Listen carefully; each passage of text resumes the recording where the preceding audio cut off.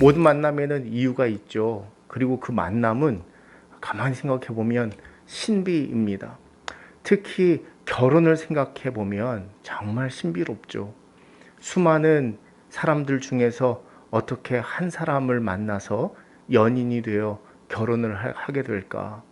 아무리 우연이고 악연이라고 해도 또 긴 시간 속에서 보면 그 모든 만남에는 하나님의 섭리가 있었다는 것을 깨닫게 될 때도 있습니다. 오늘 말씀은 예수님과 제자들의 만남의 신비를 보여줍니다. 오늘 읽지는 않았지만 여러분 35절 말씀을 보십시오. 35절 말씀을 보면 세례 요한이 제자 2명과 함께 있었는데요. 그때 갈릴리의 모습을 드러내신 예수님을 보고 세례 요한이 이렇게 말합니다. 보라, 하나님의 어린 양이로다. 세례 요한의 제자들이 그 예수님을 따릅니다. 그 중에는 안드레가 있었는데요. 안드레는 베드로의 형제였습니다. 그가 베드로에게 가서 우리가 메시아를 만났다. 흥분을 감추지 못합니다. 베드로를 예수님께 데려가거든요. 그런데 주님은 베드로를 보시고 내가 장차 게바가 될 것이다. 게바는 베드로 반석이라는 뜻이죠. 그렇게 말합니다. 기대감이었을까요? 예수님은 이미 그가 누구인지 어떤 사람이 될지를 알고 계시는 것 같습니다. 결국 베드로와 안드레는 세례 요한의 증언과 소개로 예수님을 만나고 따르는 계기가 됐습니다. 그런가 하면 빌립은 오늘 읽은 말씀인데요. 주님께서 갈릴리로 가실 때 만나게 됐습니다. 안드레와 베드로는 같은 마을 사람이었고요. 나를 따르라 이렇게 빌립에게 말씀하심으로 주님을 따르게 됐습니다. 빌립은 마치 찾던 것을 발견이라도 한 듯 나다나엘에게 급히 달려갑니다. 모세가 율법에 기록했고 여러 선지자들이 기록한 사람을 만났다고 눈에 보배를 발견했을 때 그 눈빛이 반짝였습니다. 나다나엘은 나사렛에서 무슨 선한 것이 날 수 있겠느냐며 그의 편견을 드러내는데요. 주님은 주님께 오는 나다나엘을 보고 이는 참 이스라엘 사람이라 그 속에는 간사한 것이 없다 말씀하십니다. 나다나엘이 놀랐습니다. 언제 보고 자신을 어떻게 알고 이런 말씀을 하실까? 어떻게 나를 아십니까? 주님께서 빌립이 너를 부르기 전에 내가 무화과 나무 아래에 있을 때 보았노라. 여러분 사실 앞에서부터 의문이죠. 베드로를 맞이하실 때도 그랬고 친분이 없는 빌립에게 따르라고 하실 때도 그랬고 나다나엘에 대해서도 그렇습니다. 10길 물속은 알아도 한 길 사람 속은 알 수 없는 법인데 주님은 사람에 대해서 자세히 알아보시지도 않으시고 이 공생애를 시작하려고 하시면서 어떻게 이런 식으로 제자들을 모으실 수 있을까? 어쩌면 진작부터 알아보셨을 것이라고 이렇게 말할 수도 있겠습니다. 그리고 예수님은 모든 것을 다 아시는 분이니까 충분히 이럴 수 있다고 생각할 수도 있겠습니다. 그리고 누구나 사람을 보는 안목이 있으니 주님도 주님 나름대로 그 보는 안목을 가지고 오래전부터 생각한 것이 있었을 것이다. 생각할 수도 있습니다. 여러분 사람마다 정말 안목이 있죠. 진실한지 아닌지 판가름하는 그런 안목이 있습니다. 목소리가 아무리 큰 사람이라고 주장이 강한 사람이라고 해서 자기 PR을 잘하는 사람이라고 해서 사람들이 다 그 말을 믿어주는 것도 아닙니다. 또 그렇지 않은 사람이라고 해서 사람들이 그 말을 흘려버리고 신뢰를 갖지 못하는 것도 아닙니다. 오히려 작은 말 한마디를 귀담아 들을 줄 아는 사람들도 분명히 있습니다. 그런데 여러분 사람의 판단력에는 한계가 있죠. 이것은 부인할 수 없는 사실입니다. 때로는 오만이 되고 독선이 될 수도 있고 그래서 오판을 할 수도 있습니다. 조지 오웰이 그의 장편소설 버마 이야기에서 들려주는 이야기가 있는데요. 우포킨이라고 하는 사람이 있습니다. 그는 하급치한 판사였는데 굉장히 비열하고 악질적인 인물입니다. 걸림이 되는 사람이면 은밀한 모략으로 제거를 해왔습니다. 누군가 자기를 소송하면 거짓 증인을 매수해서 소송의 신뢰도를 떨어뜨리고 법망을 잘 빠져나갔습니다. 대신 철저하게 응징을 해주고 복수를 해주었습니다. 의사이자 교도소장인 베리스왑이라고 하는 사람이 있었는데 이는 교양 있는 사람이고 지성 있는 고급 공무원이었습니다. 우포카는 이 사람을 파멸시키려고 계획하고 있습니다. 자신의 어떤 목적을 취하려고 하는, 사리를 취하려고 하는 그 이익에 그 계획에 걸림돌이 되니까 그를 제거하려고 하는데 하급 관리와 고급 공무원, 물론 상대가 안 되는 것 같아 보이지만 그런데 워낙 이 우포칸이라는 사람이 악당이어서 이 안심할 수 없는 상황이죠. 여러 가지 방법을 찾다가 이렇게 말합니다. 그의 불온성을 걸고 넘어져야겠다고 말합니다.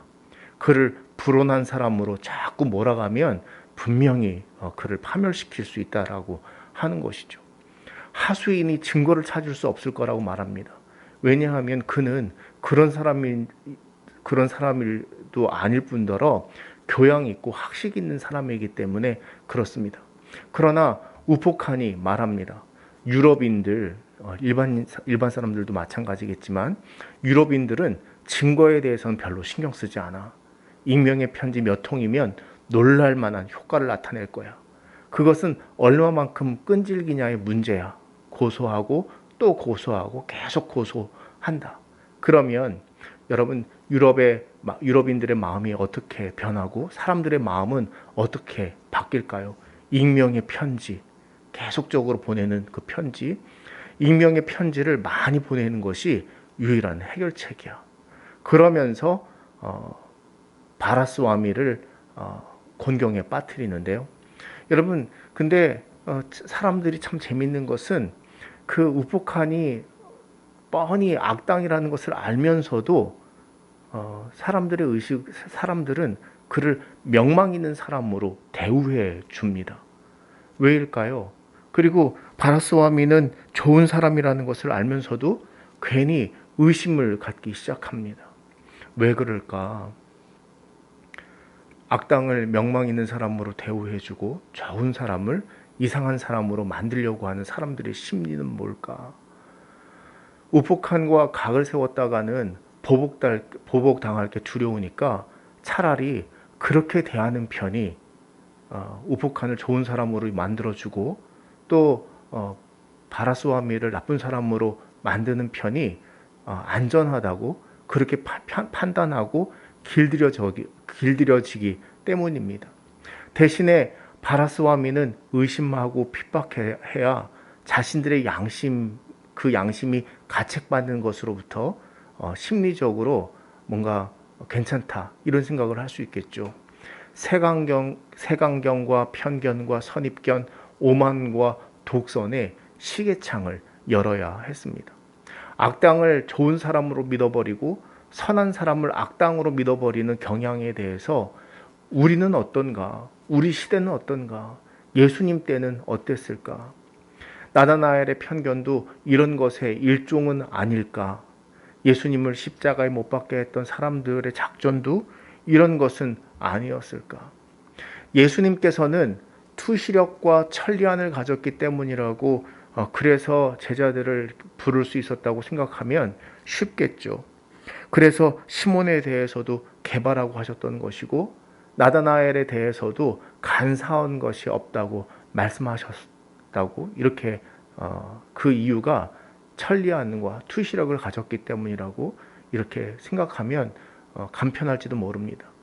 이 점만 강조해서 생각한다면 결국은 제자들의 마음이 지배당한 것밖에 되지 않죠. 인격적인 만남과 그 신비가 가져다 주는 아름다운 결실을 얻기도 전에 관계를 결정짓고 정해버리기 쉽습니다. 그릇된 종교인들 중에는 이런 점을 오용해서 자신에게도 하나님께서 은사로 주신 비슷한 능력이 있는 것처럼 사람의 마음을 도둑질하고 지배하려는 사람도 있습니다. 정말 성경이 요구하고 있고 우리의 결단을 놓칠 수 있기 때문에 이렇게 생각하는 것은 좀 미뤄두어야겠습니다. 잠언 20장 5절은 이렇게 말씀하고 있습니다. 사람의 마음에 있는 모략은 깊은 물 같으니라. 그렇죠. 한 길 물속은 알아도 사람, 10길 물속은 알아도 한 길 사람 속은 모르니 말이죠. 그런데 계속해서 잠언 20장 5절은 그럴지라도 명철한 사람은 그것을 길어내느니라 말씀하고 있습니다.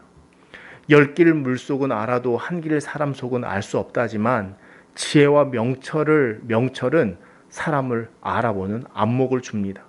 주님은 그와 같은 분이십니다.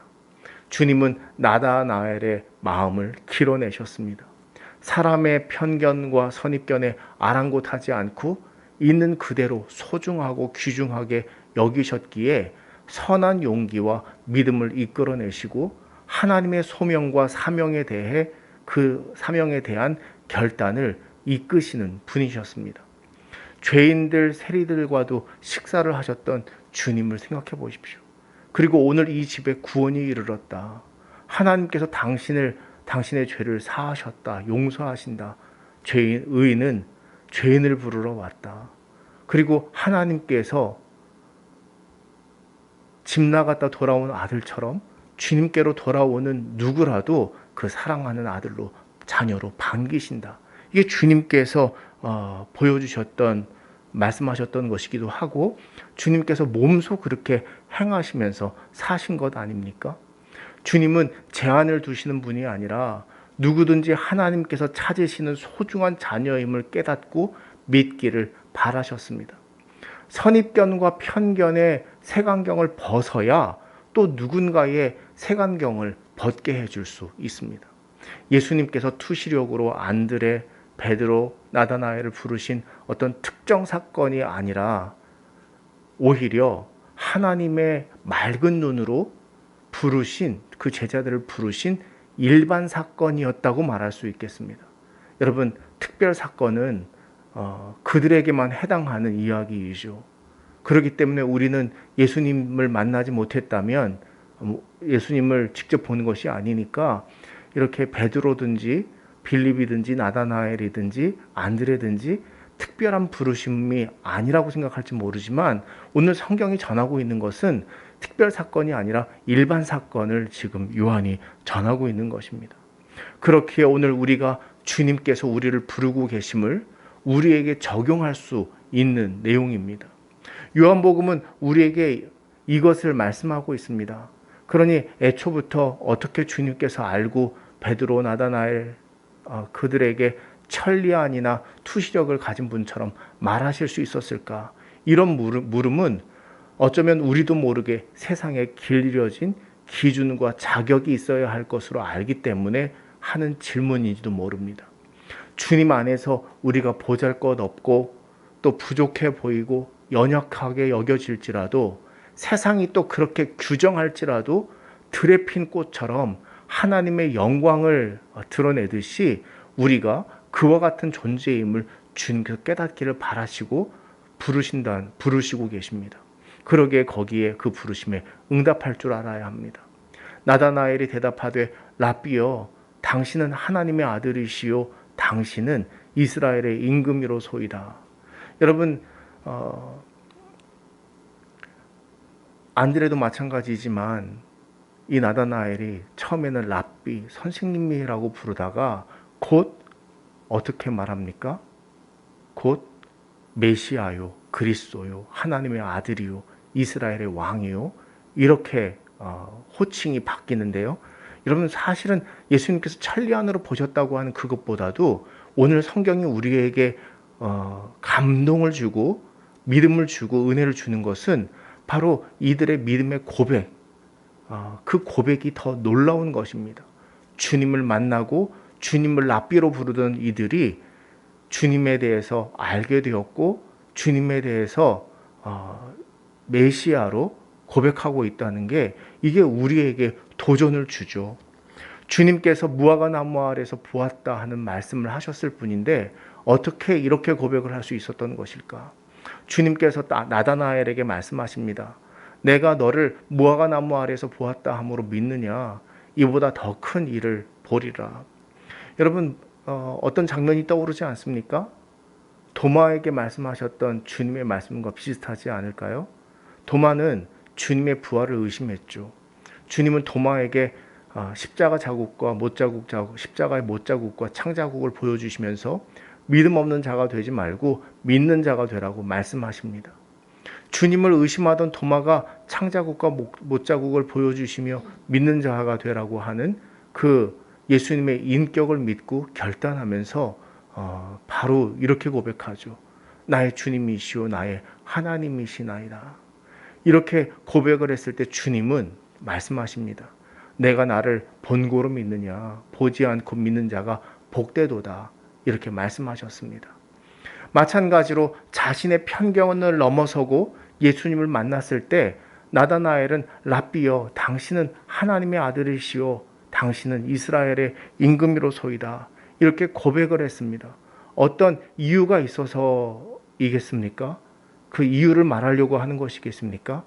예수님께서 정말 그리스도시요 참 하나님의 아들이시요 메시아임을 이 제자들이 보고 믿게 된 사실이 여러분 사실 이게 신비로움이에요.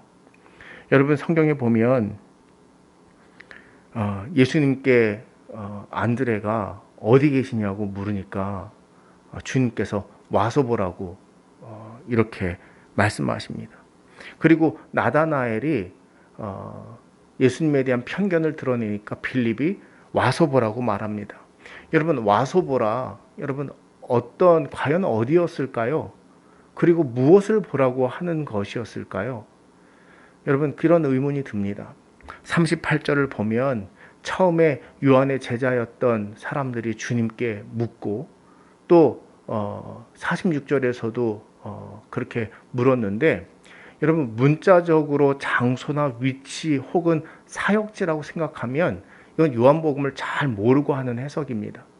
요한은 문자주의자들에 대해서 경계하고 있는데요. 그들은 주님을 정말 오인하고 지탄의 대상이 되는 일들을 하고 있을 테니까 요한이 문자주의적인 해석들을 하는 것에 대해서 경계하고 있습니다. 그래서 요한복음은 굉장히 많은 상징들로 성경을 기록하고 있죠. 니고데모가 한밤중에 예수님을 찾아옵니다. 주님은 진실로 사람이 물과 성령으로 나지 아니하면 하나님의 나라를 볼 수 없느니라 말씀하셨습니다. 그러자 니고데모가 사람이 늙으면 어떻게 태에서 다시 날 수 있습니까? 두 번째 모태에 들어갔다 날 수 있습니까? 이렇게 묻죠. 여러분 주님께서 거듭나야 한다고 하는 말씀을 여러분 그 말씀의 의미를 모르십니까? 우리 누구나 다 아는 말입니다. 아는 말씀, 충분히 이해할 수 있는 대목입니다. 그런데 니고데모는 주님의 말씀을 문자적으로 이해를 한 거예요. 그러니까 어떻게 늙으면 다시 날 수 있냐고 이렇게 말하는 것이죠. 여러분 주님께서 풀어서 설명을 해주실 때에도 그는 결코 그 의미를 깨닫지 못하고 어찌 그런 일이 있을 수 있습니까? 이렇게 되풀이만 했거든요. 문자주의의 갈림길에서 영적으로 믿음으로 주님을 보는 눈이 적었던 것입니다. 그런가 하면 곧바로 이어서 사마리아 여인에 대한 이야기가 나오는데요. 거기에서도 사마리아의 우물가의 여인에 대한 이야기에서 유대인이 사마리아인과 상종하지 않는다. 그런 그런 이야기를 여인이 하자 주님께서 그 우물가 여인에게 말씀하십니다. 내가 만일 하나님의 선물과 또 내게 물 좀 달라 하는 이가 누구인 줄 알았다면 내가 그에게 구하였을 것이요 그가 생수를 내게 주었으리라 말씀하십니다. 이 여자 역시 처음에는 문자적으로 이해를 했습니다. 주여 물을 기를 그릇도 없고 이 물은 깊은데 어디서 당신이 생수를 얻어 나에게 주실 수 있습니까? 이렇게 말하죠. 주님께서 모든 의미를 자세히 풀어주실 때 그는 물동이를 버려두고 동네에 들어가서 이는 그리스도가 아니냐 이렇게 놀라며 전했습니다. 니고데모는 문자적인 이해를 넘어 주님의 신비를 깨닫는데 갈등하며 한계를 보였지만 사마리아 여인은 그 신비를 깨달은 사람입니다. 어디에 계신지에 대해서 와서 보라 하는 말씀, 그 증거도 마찬가지입니다. 39절에 제자들이 주님께서 계신 데를 보고 우리가 메시아를 만났다 그렇게 말했고, 또 빌립도 모세와 율법에 기록하였고 여러 선지자가 기록한 그 일을 만났다 하며 와서 보라고 전했습니다. 여러분, 제자들이 가서 그 예수님께서 계신 데를 보고, 여러분 어떤 곳이면 정말 예수님이 그리스도시요 메시아시요 하나님의 아들이심을 나타내는 장소가 어떤 것일까요? 어떤 연예인이 호화로운 대저택을 가졌다고 방송에서 예능 프로그램에서 그 연예인을 부러워하듯 이렇게 방송을 내보내는 것을 봤는데요. 그리고 외제차가 얼마큼 몇 대나 있는지 그런 것을 자랑 삼아 내는 게 있었는데, 여러분 그런 모습이 하나님의 아들이심을 드러내는 곳이고 장소이고 그런 것이었을까요? 여러분, 그렇게 문자적으로 해석을 하면 주님을 전혀 이해할 수 없는 그런 대목이죠. 와서 보라고 한 그 곳, 그리고 제자들이 가서 본 곳, 여러분 그곳은 어떤 특정한 장소가 아니라 그곳은 하나님의 현존하심이 드러나는 곳이었습니다. 믿음의 눈이 열리는 곳입니다. 그리고 믿음의 눈이 있어야만 그 하나님을 볼 수 있고 예수를 그리스도로 고백하고 메시아에 대한 고백을 할 수 있는 그런 곳이었습니다. 그러니까 이들의 랍비라고 불렀다가 메시아 그리스도 이렇게 부르게 된 것은, 그것은 정말 신비입니다. 왜냐하면 세상 사람들의 눈에는 보이지 않는 사건일지도 모르지만, 그냥 지나칠 사건인지도 모르지만 그들은 그 속에 하나님께서 현존하고 계시고 살아 역사하시고 예수님을 통해서 또한 그 하나님이 나타내심을 볼 수 있었으니, 여러분 그 신비로움에 눈을 뜬 사람들이었습니다. 예수님을 통해서 하나님께서 일하고 계십니다. 여러분 그것을 우리가 깨닫고 믿기를 주님께서 바라십니다. 중요한 변화가 나타나죠. 예수님을 랍비, 글을 읽는 독자들을 위해서 자세하게 번역해 줍니다. 선생님이라는 뜻으로 그렇게 부르던 이들이 주님을 메시아, 그리스도, 하나님의 아들, 이스라엘의 임금 그렇게 고백하고 있습니다. 이것은 단순히 교리적인 고백이 아니라 하나님의 현존하심을 발견한 신비로운 고백입니다. 첫째 아이가 고난이도의 고등수학 문제를 가지고 와서 풀어달라고 할 때가 있습니다. 그러면 쉽게 풀어주는 편입니다. 예를 들면 독소수는 여러 번 제곱을 하다 보면 어느 순간 간단히 치환해서 풀 수 있는 실마리가 나오는데, 그러면 첫째 아이가 그것을 다른 문제에도 적용해서 쉽게 문제를 풉니다. 걱정이 생겼습니다. 성경을 가지고 와서 물어보면 좋으련만 이성적인 사고가 커지고 또 머리가 커지면서 하나님을 논리와 이성의 눈으로 파악하려고 하면 어쩌나. 그리고 그 논리와 이성의 눈으로 예수님이 그리스도이심을, 하나님의 아들이심을 어떻게 믿게 하고 어떻게 그것을 알려줄 수 있을까? 신비의 눈을 뜨지 못하고 현학적인 사람이 되면 어쩌나 하는 그런 걱정을 할 때가 생깁니다. 어느 날 보니까 아이가 성경 말씀을 묵상하고 기도하고 있었습니다. 그리고 자기에게 주시는 말씀으로 적용하고 있는 것을 봤습니다. 여러분, 무엇을 의미하는 것입니까? 성경 말씀과 삶 속에서 하나님의 현존하고 계심을 믿고 알고 있는 것이죠. 누가 이론적으로 논리적으로 설명해 줘서가 아니라 그는 믿음의 눈을 뜨고 하나님을 보기 시작한 것입니다. 그리고 종종 이렇게 말을 해요. 아빠와 엄마를 보면 하나님이 계신 것을 알겠다고 이렇게 말할 때도 있습니다. 증명돼서가 아니라 여러분 믿음의 눈으로 살아계신 하나님, 현존하시는 하나님을 볼 수 있게 되는 것, 여러분 지금 제자들이 와서 보라 함으로 일어난 사건, 일어난 중요한 변화, 랍비라 부르다 메시아로 부르게 되고 하나님의 아들이라 부르게 되는 것은 이 중요한 영적인 사건이었다. 이렇게 말할 수 있겠습니다.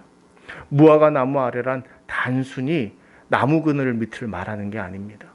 나다나엘의 영적인 갈급함을 드러내는 대명사입니다. 오늘 그래서 말씀의 제목을 무화과 나무 아래 그리고 예수님 안에 이렇게 정했는데요. 그 무화과 나무 아래는 율법과 하나님의 말씀을 연구하고 기도하던 곳인데, 그런데 여러분 그러다 보면 하나님의 말씀을 연구하고 그 말씀을 가지고 기도하다 보면 참 좋죠.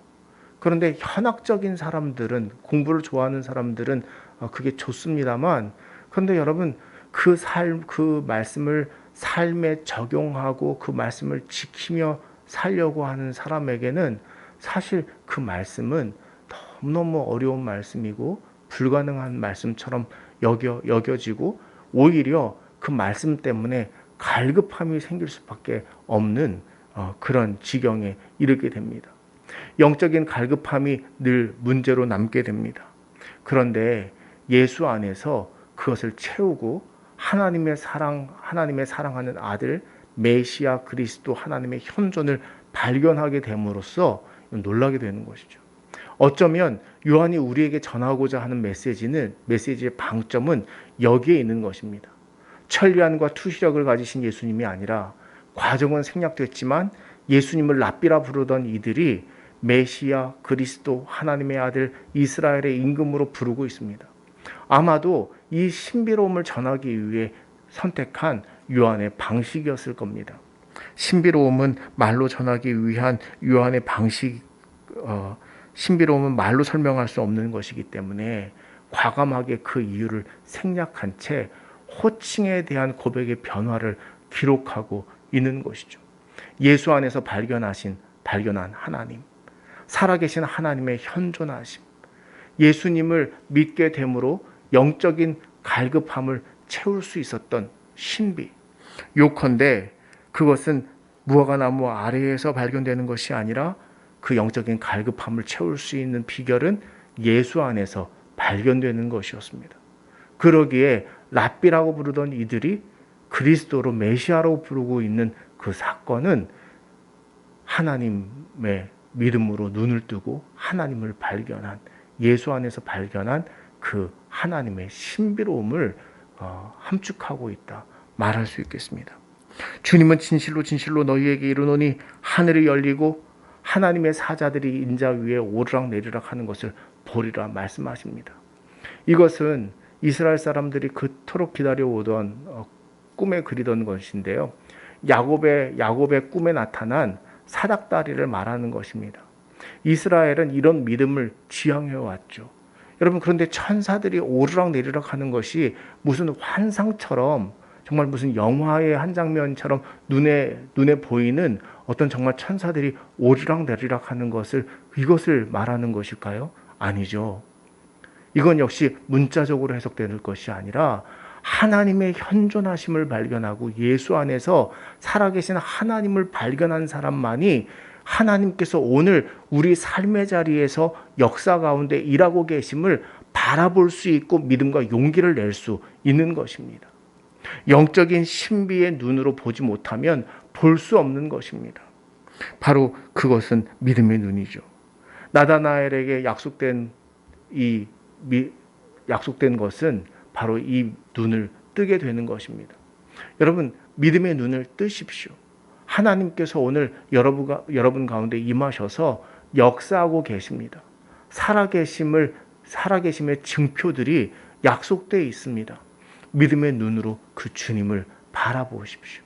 그리고 여러분 삶이 힘들고 어렵지만 하나님이 역사하시고 일하고 계심을 믿기에 힘과 용기를 내십시오. 예레미야는 나라가 다 망하고 고국이 불타고 있는 그 현실을 바라보면서, 그리고 그 이방 나라가 짓밟힌 모습을 보면서 사람들이 탄식하고 어떻게 이런 일이 있을 수 있는가 탄식하고 있을 때 그때에 오히려 믿음으로 일어나 노래합니다. 주의 인자는 끝이 없고 주의 자비는 무궁하며 아침마다 새롭고 늘 새로우니 주의 성실이 크도소이다. 하나님께서 이스라엘을 버리신 것 같지만 오히려 일하고 계신 그 하나님을 바라보는 믿음의 눈을 가지고 이 노래를 불렀습니다. 마찬가지 아닐까요? 우리 삶 역시 힘들고 어렵지만 또 하나님께서 정말 눈에 보이는 기적과 같이 우리에게 뭔가 징표를 보여주기를 원할 때가 있지만 그러나 믿음의 눈으로 보면 하나님께서 오늘 일하고 계신 그 역사와 능력을 믿고 우리가 담대함을 얻을 수 있는 겁니다. 주님께서 그 담대함을 얻어 한 주간도 승리하시기를 바랍니다.